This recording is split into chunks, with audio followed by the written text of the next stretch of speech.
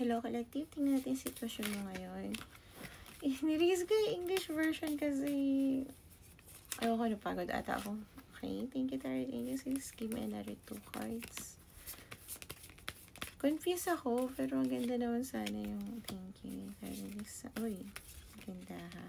Okay, thank you so much, Tarot Angels. Okay, same din naman to. Tingin ko kasi lumabas na tong card na to. Ang daming cards na to pero lumabas to. So, ito yung overall energy mo. Ito yung bagay na sabihin natin na pinapangarap mo nun pa na gusto mong makuha. Halos pinagdadasal mo to gabi-gabi. Parang ganon. Ngayon, parang gusto mong madaliin lahat kasi tingin mo yung natutunan mo is tapos ka na doon. Natutunan mo na nga eh. Ngayon, gusto mo nang mag-take a risk sa isang bagay or sitwasyon na matagal mo nang gustong kunin or pumasok sa anumang sitwasyon na yon. At dahil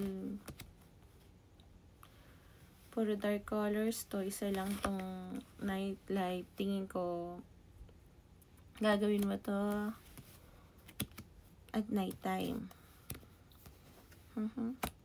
So, kung dito sitwasyon mo, scroll ka lang, baka hindi to para sa'yo, baka para to sa malapit sa'yo, or makakatulong to para sa susunod na kabanata ng buhay mo. Okay. Ano kaya yung sitwasyon na gustong gusto mo? Tingnan natin. Tarot Angels, please help me. Uy, lumabas agad siya. Okay, thank you, Tarot Angels. Okay.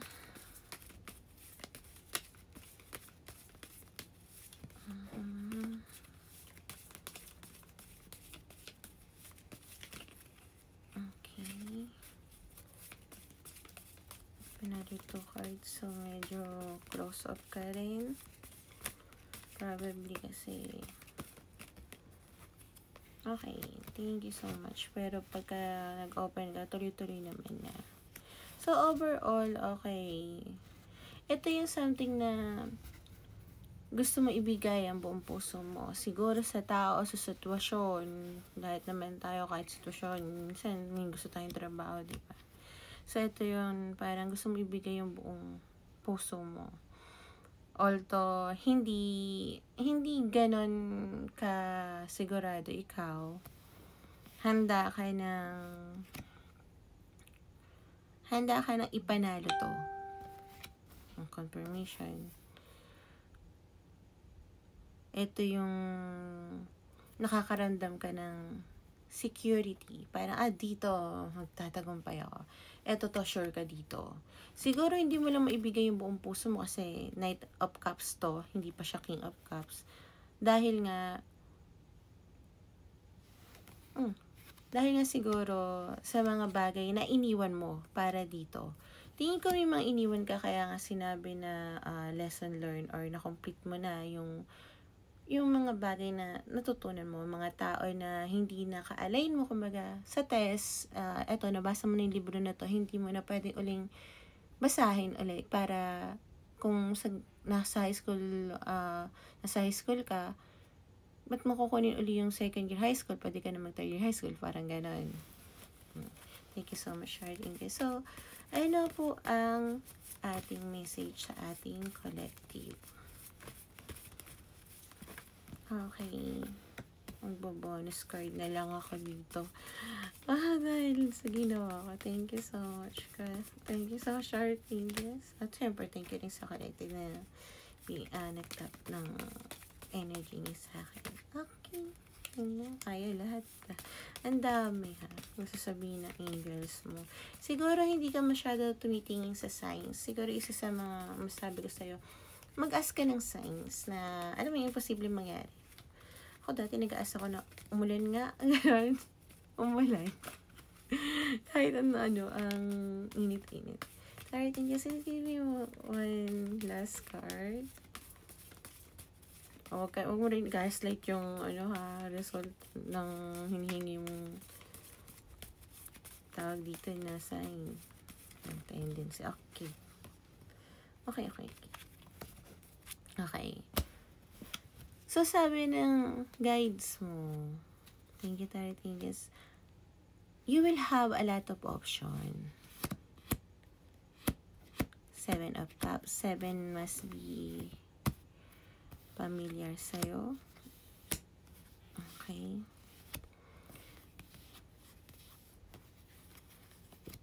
At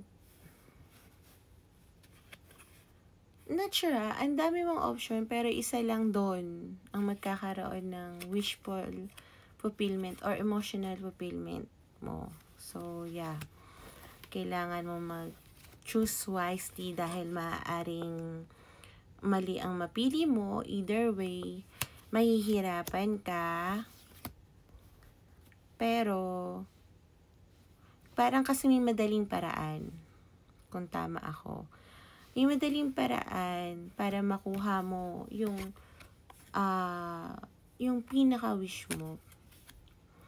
At may mahirap na paraan. Ikaw lang makakagawa nun sa'yo kasi maaring pag dinala mo yung sa bagong beginning of life or with person mo, dala mo pa yung burden, galit ka pa sa ex mo, or galit ka sa ibang tao, or galit ka sa mga sitwasyon na nangyari before, maaaring mahirapan ka doon. Maaari parehas kayo mahirapan, pero okay, makaka-move forward kayo, pero dala-dala mo pa yung baggage mo doon. So, sabi ng guides mo, wag mong gagawin yan. Wag mong piliin yung landas na yun. Although, okay din, pero mahihirapan kayo pareho. Okay? Hindi ko alam kung anong ibig sabihin nun, kasi wala ako sa sitwasyon mo, iba-iba tayo ng sitwasyon. Pero, mapapayo ko nga na wag. Kasi lahat ng tao, hindi porket ngayon, parang ako, hindi naman ako tarot reader before. Tarot reader ako, nung last year ko lang nalaman na may kakayahan ako. At parang dati,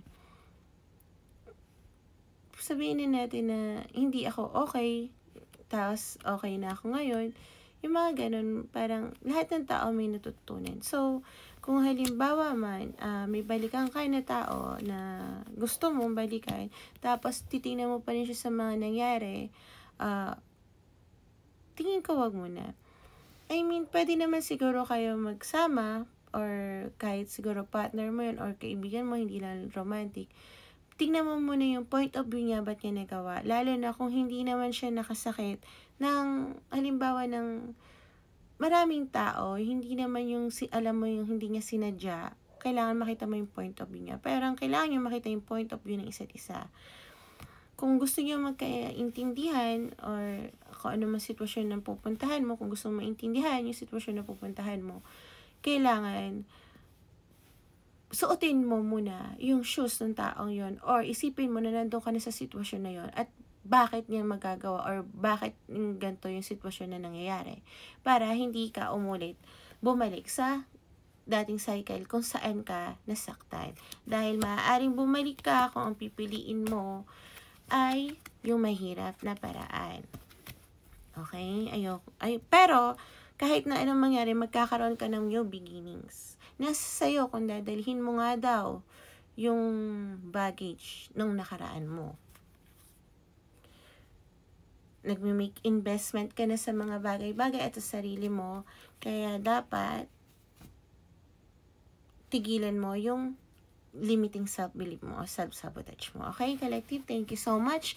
Kung resonate to sa'yo, please like and comment. Kung gusto mo mag-subscribe, thank you din. Pero hindi ako nag-aas sa mga nanonood sa akin, mag-subscribe sa akin dahil naniniwala ako kung makakakonek ulit ako sa energy ko, makikita tayo ulit. Bye! Always smile!